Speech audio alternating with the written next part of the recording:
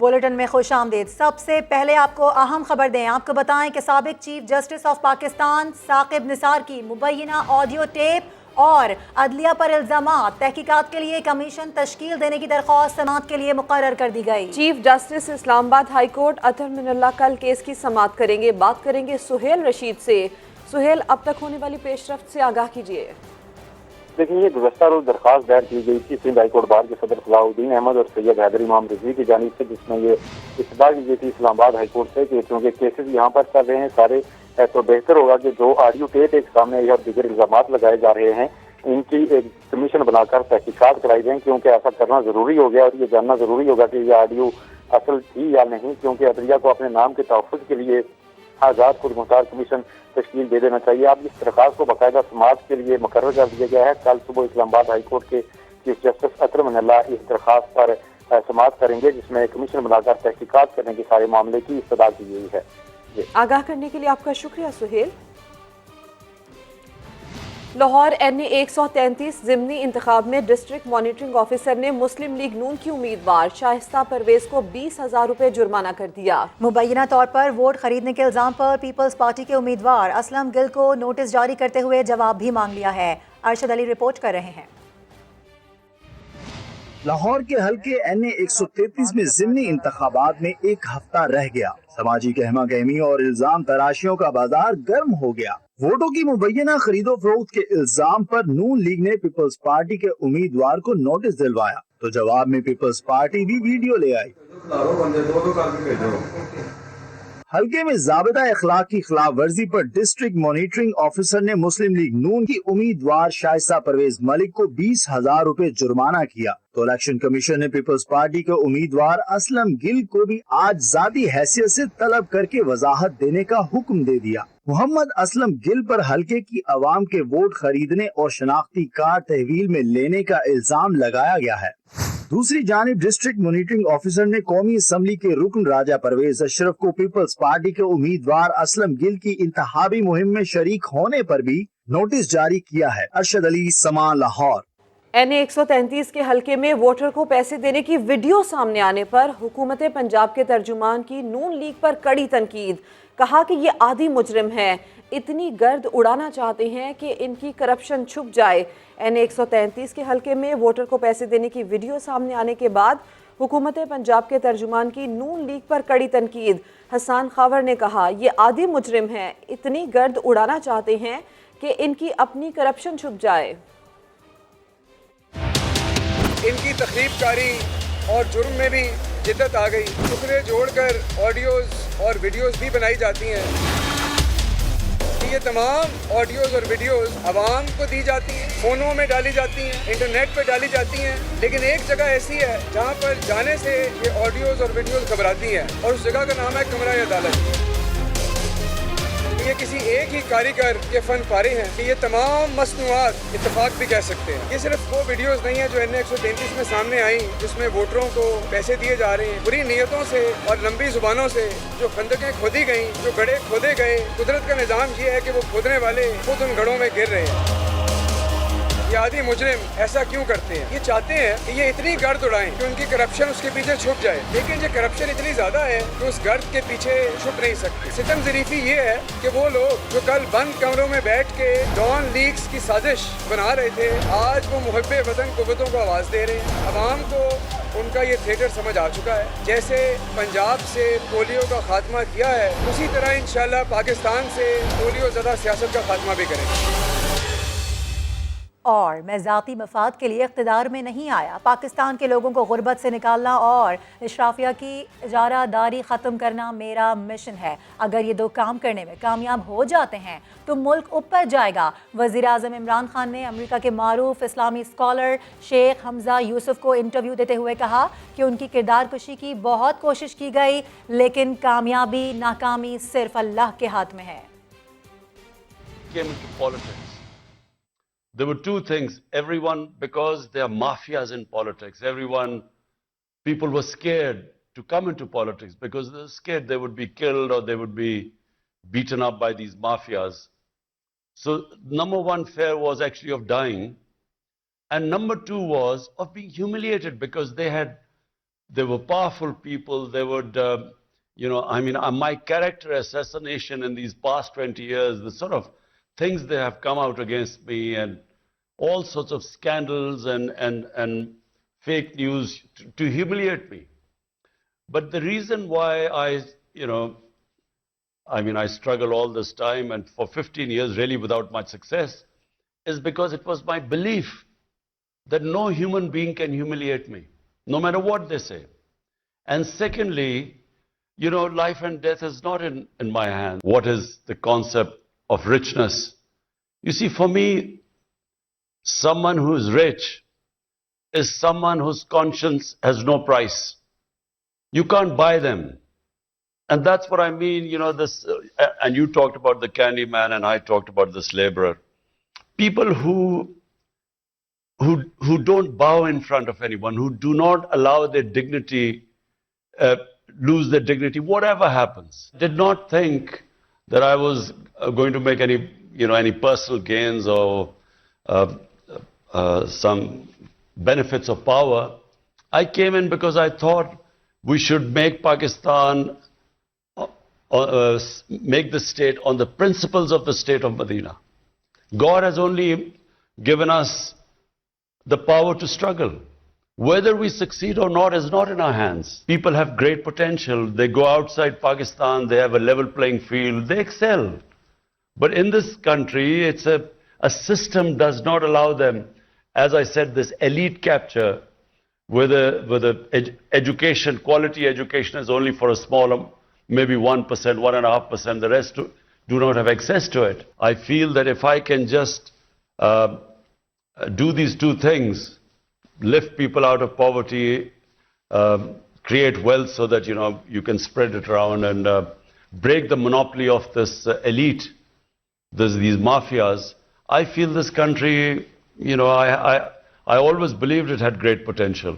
आगे बढ़ते हुए आपको बताएं कि बांग्लादेशी स्पिनर्स ने पाकिस्तानी बल्लेबाजों को घेर लिया।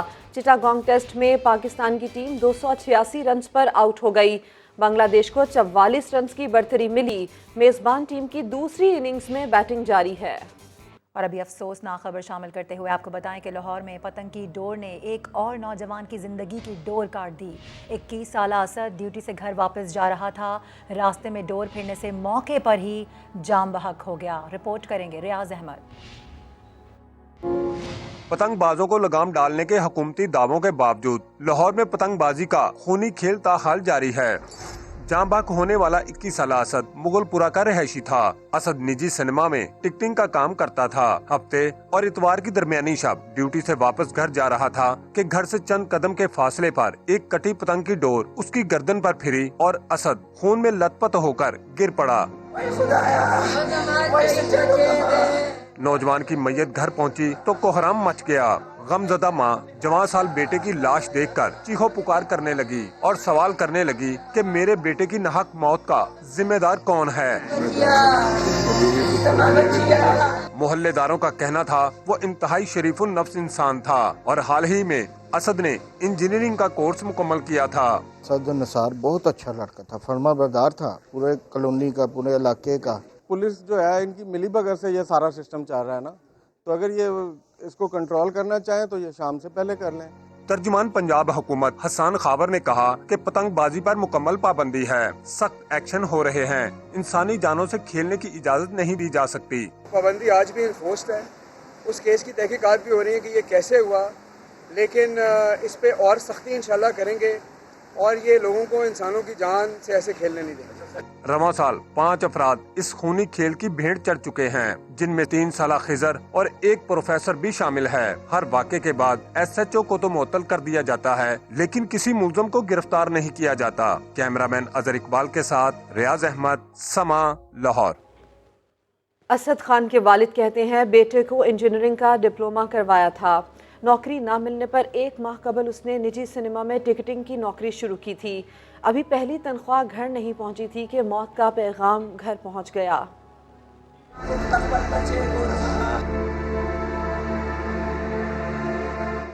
صدیق سینٹر گلبرگ، اس کے سامنے سلمہ اس میں تھا. یہ رات کو یہ تقریباً 2:30 بجے چھٹی کر کے واپس آ رہا تھا. جب پہنچا یہ قبرستان کے پاس رام گڑھ، جس کو ڈور گلے میں پھر گئی تھی، کھڑکھڑاتا ہوا نا، آگے لڑکے بیٹھے ہوئے تھے تو یہ وہاں گرا دیکھا، لیکن یہ نا اس وقت نا ڈیتھ ہو گئی تھی اس کی. فون کیا، پھر میں میرا بیٹا یہ بھائی میرے گئے ہم، جب میں نے چادر اٹھائی تو یہ غلط سب ہر چیز کٹی ہوئی تھی اس کی. پولیس والے بھی آئے تھے، بس دے دو کہ کبھی ادھر کبھی ادھر. BA کیا بھی تھا اس نے، ابھی ڈپلوما ملا تھا تو یہاں کام پر جا رہا تھا. وزیر اعلیٰ سے اپیل کرتا ہوں کہ سختی ایسے کرے کہ یہ بالکل بند ہو جائے، مزید آگے کوئی ایسی جانیں نہ ضائع ہو کہ جس کی وجہ کہ کسی کا گھر جو ہے نا وہ تباہ ہو جائے. ابھی آپ کو براہ راست لے چلیں گے جہلم. وفاقی وزیر اطلاعات فواد چودھری عوامی جلسے سے خطاب کر رہے ہیں. فوج کو بلیک میل کر لیں گے، یہ جوڈیشری کو بلیک میل کر لیں گے، ایسے نہیں ہوتا. آپ نے جو آپ کے اوپر مقدمہ کیا ہے؟ پیناما پیپر کیا ہے؟ پیناما پیپر یہ تھا، ایک انٹرنیشنل سکینڈل آیا، اس میں انہوں نے کہا کہ جناب نواز شریف کی اور ان کی صاحبزادی کی جائیدادیں ہیں لندن میں، اور ایسی جگہ کے اوپر ہیں جہاں لندن کا وزیر اعظم بھی نہیں افورڈ کر سکتا.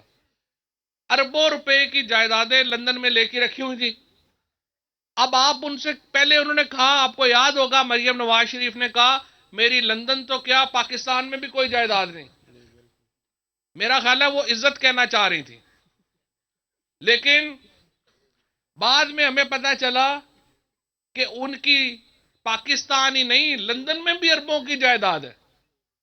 اور جب وہ جائیداد ظاہر ہوئی تو کیس یہ ہے کہ آپ نے بتانا ہے کہ آپ کے پاس یہ اربوں روپیہ کہاں سے آیا تھا جس سے آپ نے یہ جائیدادیں خریدی.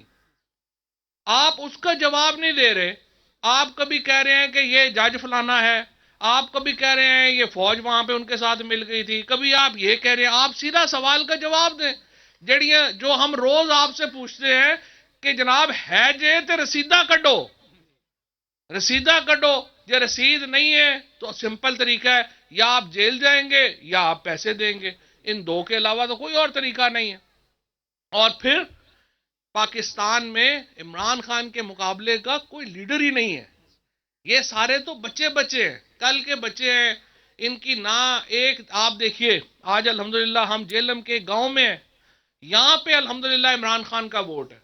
گوادر میں عمران خان کا ووٹ ہے، پشاور میں عمران خان کا ووٹ ہے، کراچی میں، حیدرآباد میں، سکھر میں. اگر پاکستان میں اس وقت ایک لیڈر ہے جس کا پورے پاکستان میں مانتا ہے، جس کی پورے پاکستان میں آواز جاتی ہے، جس کا پورے پاکستان میں ووٹ ہے، تو وہ عمران خان ہے. اس لیے کوئی عمران خان کے علاوہ کوئی پاکستان کو اکٹھا رکھ نہیں سکتا. پی ٹی آئی ایک واحد وفاقی جماعت ہے، عمران خان ایک واحد وفاقی لیڈر ہے. وہ فرقہ واریت کی بات نہیں کرتا، وہ صوبائیت کی بات نہیں کرتا، وہ علاقائیت کی بات نہیں کرتا، وہ زبان کی بات نہیں کرتا، وہ صرف پاکستان کی بات کرتا ہے. اور یہ تحریک انصاف ہی واحد پارٹی ہے جو پاکستان کو اکٹھا رکھ سکتی ہے اور اکٹھا رکھ کے چل رہی ہے. یہ جو ایک وفاقی پارٹی ہے، یہ وفاقی پارٹی پاکستان کے لیے ضروری ہے، یہ وفاقی قیادت پاکستان کے لیے ضروری ہے. اور اس لیے میں یہ سمجھتا ہوں کہ یہ جو سارے باقی بونے ہیں، آپ دیکھیے نواز شریف کو پاس پاکستان میں 1150 سیٹوں کے اوپر الیکشن ہونے ہیں. نواز شریف کے پاس تو 500-600 سیٹوں کے بعد کینڈیڈیٹ ہی کوئی نہیں ہے. پیپلز پارٹی کے پاس اندرون سندھ کے علاوہ کوئی ووٹ کا لیے اپنا ان کے بندہ ہی نہیں ہے. یہ کوئی بے نظیر بھٹو کی پارٹی تھوڑی ہے، یہ تو زرداری کی پارٹی ہے. وہ وقت تو گزر گیا جب ہم کہتے تھے چاروں صوبوں کی زنجیر بے نظیر. اب تو یہ زرداری صاحب کی اور بلاول صاحب کی پارٹی ہے، چھوٹی سی پارٹی ہے، انٹیریئر سندھ کی پارٹی ہے. الحمدللہ اس وقت اگر کوئی جماعت پورے پاکستان میں ٹکٹ دینے کی بھی پوزیشن میں ہے تو وہ صرف پی ٹی آئی ہے. اس لیے یہ ایک وفاقی جماعت ہے. عمران خان ایک وفاقی لیڈر ہے. عمران خان کو پاکستان کی سیاست میں انشاءاللہ تعالی یہ اگلے 5 سال تو پورے ہوں گے ہی ہوں گے. اگلے الیکشنوں میں بھی عمران خان کا کوئی مقابلہ نہیں ہے. کہ جن لوگوں کا خیال ہے نا کہ مہنگائی کر کے پتہ نہیں کوئی تبدیلی آ جائے گی، مہنگائی تو اس طرح کہہ رہے ہیں جیسے اپنے دور میں پتہ نہیں دودھ شہد کی نہریں بہہ رہی تھیں. آپ کی وجہ سے آج مہنگائی ہے، آپ کے کرتوتوں کی وجہ سے آج پاکستان معاشی مشکلات کا شکار ہے، اور انشاءاللہ یہ مشکلات عارضی ہیں، ان سے تو ہم باہر نکل آئیں گے، ہمیں کوئی اس میں مسئلہ نہیں ہے.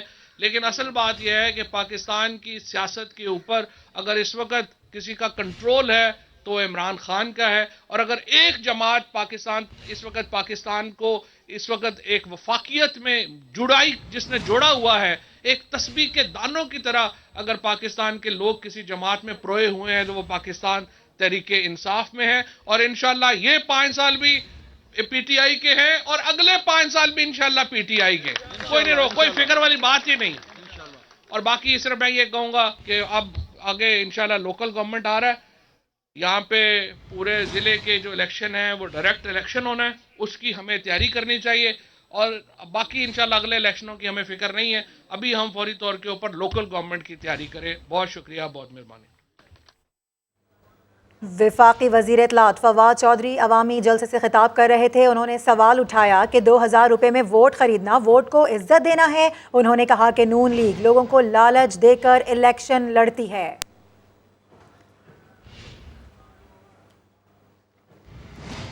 اب آگے بڑھتے ہوئے آپ کو یہ بتائیں کہ سما پر خبر نشر ہونے کے بعد کراچی کے نسلہ ٹاور کو اوپر سے توڑنے کا عمل بھی شروع کر دیا گیا ہے. آج بھی صرف 60 سے 65 مزدور کام کر رہے ہیں.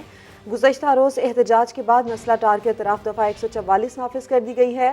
4 سے زیادہ لوگ ایک ساتھ جمع نہیں ہو سکتے. پولیس اور رینجرز کا پہرا بٹھا دیا گیا ہے. عدالت نے 1 ہفتے میں عمارت گرا کر رپورٹ کرنے کا حکم دے رکھا ہے. اور دوسری جانب سندھ اسمبلی میں اپوزیشن لیڈر حلیم عادل شیخ کی حکومت پر کڑی تنقید. بولے صوبائی وزراء آباد کے دفتر میں جا کر تالیاں بجواتے ہیں. سندھ حکومت نسلہ ٹار کے متاثرین کو معاوضہ دے. کراچی میں 700 غیر قانونی عمارتوں کی لسٹ فراہم کرنے کا بھی مطالبہ کر دیا.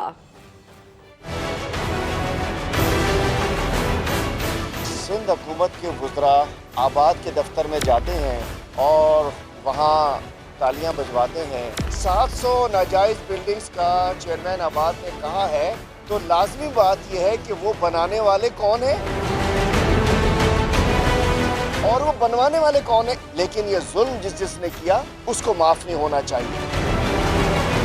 اس کی ذمہ دار سندھ حکومت ہے. میں آباد سے کہتا ہوں کہ براہ کرم اس کی لسٹ ہمیں بتائی جائے اور فوری طور پر بجائے اس کے کہ اور بتایا جائے تاکہ وہاں بھی لوگ اس کو نہ خریدیں. یہ نہ ہو کہ کل پھر اس کو گرایا جا رہا ہو. مگر مچھ کے آنسو نہ بہائے.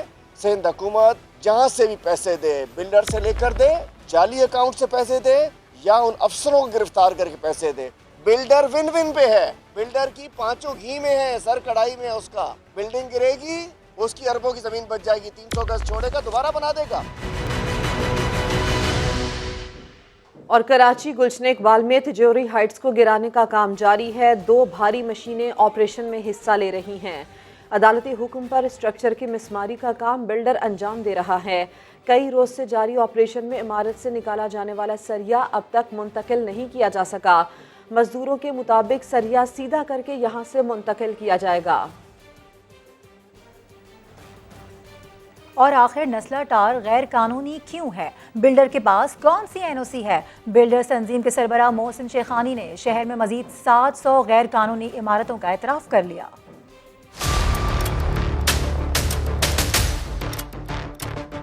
نسلہ کیسے بنا مسئلہ؟ جو سروس روڈ ہے اس کو انکروچ کیا ہے. سپریم کورٹ کا کہنا یہ ہے کہ سروس روڈ آپ انکروچ نہیں کر سکتے. بلڈرز دعویٰ کرتے ہیں کہ ان کے پاس این او سی موجود ہے جو عدالت میں بھی پیش کی، مگر وہ کون سی این او سی ہے؟ سپریم کورٹ نے اپنے حکم میں یہ بھی کہا جو سندھی مسلم سوسائٹی نے ان کو لیز دی تھی نسلہ ٹار کو، ان کو اختیار نہیں تھا کہ وہ ان کو لیز دیتے، اور اسی لیز اور اسی لیٹر کی بنیاد پر جو سندھی مسلم کا لیٹر تھا اس کی بنیاد پر ساری تعمیرات کی گئیں. یہ نسلہ بلڈرز کے لیے ایسا مسئلہ بن گیا کہ بلڈرز کی تنظیم کے سربراہ 700 غیر قانونی عمارتوں کا اعتراف کر بیٹھے. وہی انفراسٹرکچر ہے، وہی ساری چیزیں ہیں. شہر میں آج بھی 700 انلیگل بلڈنگ بن رہی ہے. شہر میں آج بھی 700 انلیگل بلڈنگ بن رہی ہے.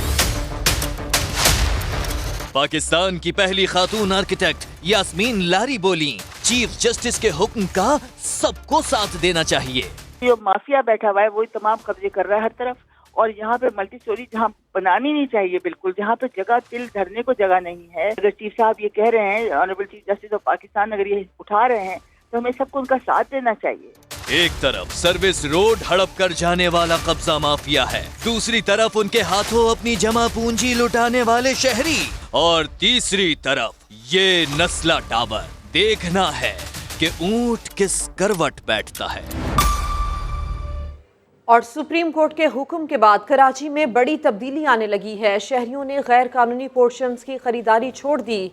स्टेट ब्रोकर्स का कहना है कि नस्ला टावर ऑपरेशन के बाद शहरी पोर्शन खरीदने से डर रहे हैं।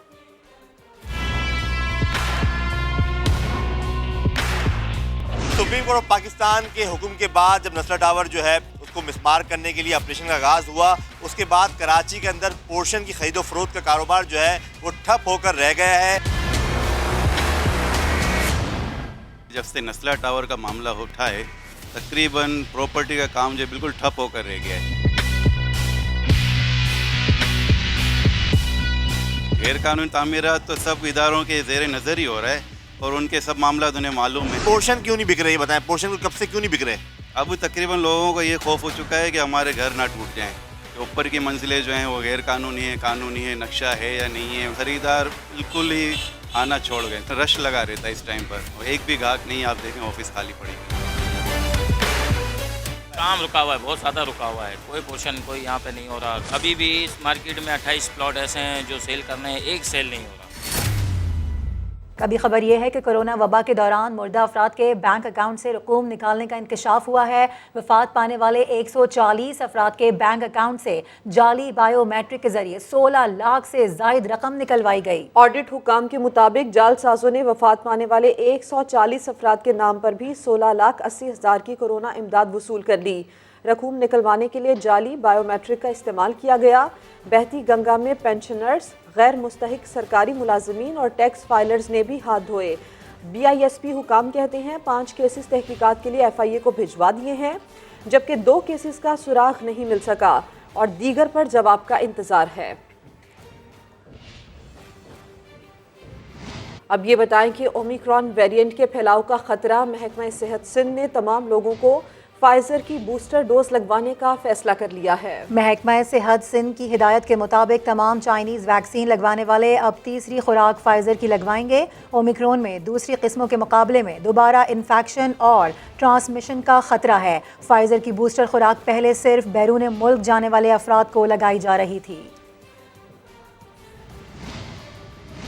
कोरोना का नया वेरिएंट ओमिक्रॉन बरतानिया, जर्मनी और इटली भी पहुंच गया। इंग्लैंड में फिर अवामी मकामात पर मास्क लाजमी करार दे दिया गया, जबकि ऑस्ट्रेलिया में कोरोना पाबंदियों के खिलाफ लोग सड़कों पर आ गए और एहतजाज किया। और दूसरी जानिब पंजाब में डेंगू के वार जारी हैं। एक दिन में मजीद 4 मरीज इंतकाल कर गए। जाम बहक 3 अफराद का ताल्लुक लाहौर, जबकि एक का ताल्लुक शेखोपुरा से बताया जा रहा है। सूबे में हलाकतों की तादाद 142 हो गई है। महकमा सेहत पंजाब के मुताबिक डेंगू के 113 मरीज भी रिपोर्ट हुए।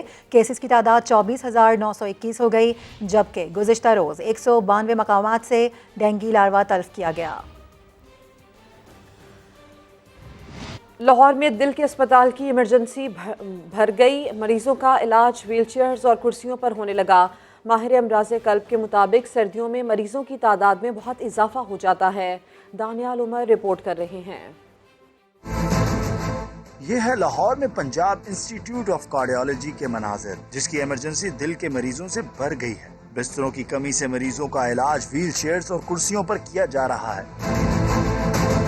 PIC इंतजामिया के मुताबिक सर्दियों में दिल की तकलीफ के मरीज ज्यादा रिपोर्ट होते हैं। रोजाना की बुनियाद पर 1000 से जायद मरीज अस्पताल आ रहे हैं। कुर्सियों पर बैठे दिल के मरीज भी इस सूरत हाल से परेशान दिखाई देते हैं। कुर्सी में बैठे हैं, इधर बेड नहीं मिला।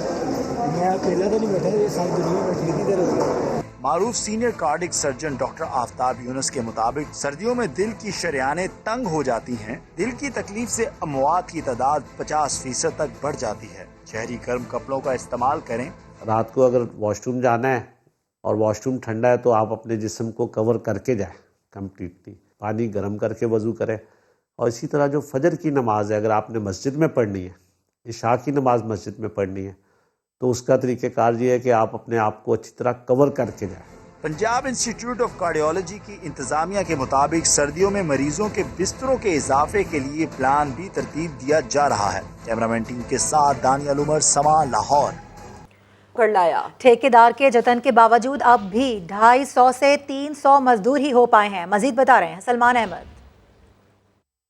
جی دیکھیے، نزلہ ٹاور کی عمارت کو توڑنے کے لیے یہاں پر ہم سما ٹی وی بارہا نشاندہی کر رہا تھا کہ 60 سے 65 مزدور اس عمارت کو یہاں پر توڑنے کے لیے رکھے گئے ہیں اور وہی یہاں پر کام کرتے ہیں۔ بارہا نشاندہی کے بعد جو ہے وہ آج انتظامیہ نے یہ دعویٰ کیا تھا کہ ہم یہاں پر مزدور آپ کو دکھائیں گے۔ یہاں پر مزدور تو دکھائیں گے، لیکن جو ٹھیکیدار ہے اس کی طرف جانب سے یہ ہوشیاری کی گئی کہ مزید مزدوروں کو فوری طور پر یہاں پر بلایا گیا ہے۔ اور یہ جو مزدور آپ اسکرین پر آپ دیکھ سکتے ہیں مناظر کہ یہ بھی ابھی بھی 400 نہیں ہے، یہ 250 سے تقریباً 250 مزدور ابھی یہاں پر موجود ہیں۔ یہاں پر کچھ مزدور بھی موجود ہیں جو کہ آج بلائے گئے، ان سے ہم بات کر لیتے ہیں۔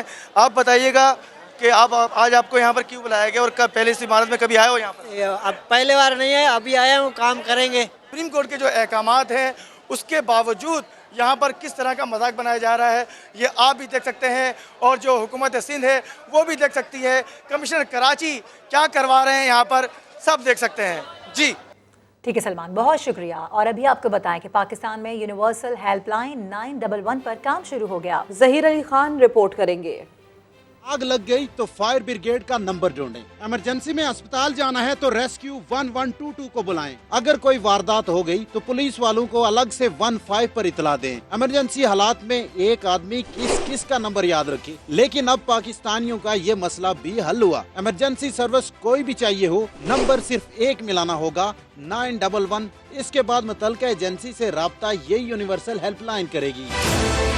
وزارت انفارمیشن ٹیکنالوجی نے پہل کے نام سے 1 ونڈو ہیلپ لائن 911 کے منصوبے پر کام شروع کر دیا۔ وفاقی دارالحکومت سمیت 4 صوبائی دارالحکومتوں میں کال سینٹرز قائم کیے جائیں گے۔ ڈی سی اسلام آباد حمزہ شفقات نے اسے انقلابی اقدام قرار دے دیا۔ پہلی دفعہ یہ پاکستان کے اندر اگر ایک یونیورسل ہیلپ لائن ہماری بن جاتی ہے تو بہت سارا جو کریٹیکل ٹائم ہوتا ہے کسی کی جان بچانے کے لیے وہ ٹائم سیو ہو سکے گا۔ سما کو حاصل ہونے والی وزارت آئی ٹی کی دستاویز کے مطابق ایمرجنسی کال سینٹر میں 1200 ایجنٹس 24 گھنٹے 3 شفٹوں میں کام کریں گے۔ کال سینٹر پر دن میں 4 لاکھ کال ریسیو کرنے کی صلاحیت ہوگی۔ وفاقی حکومت سالانہ 1.5 ارب روپے خرچ کرے گی۔ ظہیر علی خان، سما، اسلام آباد۔ ابھی ایک بریک جس کے بعد ہوں گی ہیڈ لائنز۔ دیکھتے رہیے سما۔